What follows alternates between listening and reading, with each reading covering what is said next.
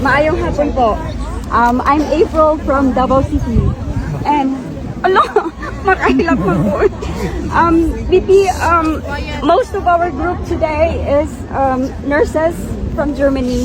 We would just like to ask if we can apply maybe as a volunteer for a personal nurse for President Duterte. I can speak German, I can speak Dutch, I can speak English, and of course, Bisaya.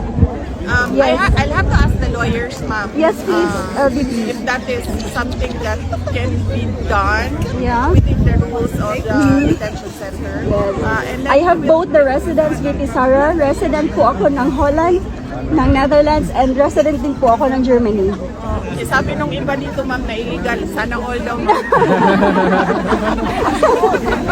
Opo, dati po ako nakatira dito since 2008 until 2023. Pero lumipat po ako ng Germany kasi mas maganda po ang offer nila doon. I'm operating room nurse po. And I can guarantee. Pwede yan. Actually, hindi pa namin napag-usapan yan, ma'am. Ang napag-usapan kasi namin doon, paano yung pagluluto. What about ibigay? Marunong din po ako magluto ng taxi o BP. Lahat ng Bisaya po. One-stop shop ka pala. Hindi pa namin napag-usapan na bigyan mo ng pasok na. Just go po. If ever. Actually, I submitted already an application to Sir Alex Into Monteagudo. He's actually my cousin. And also to Sir Bongo.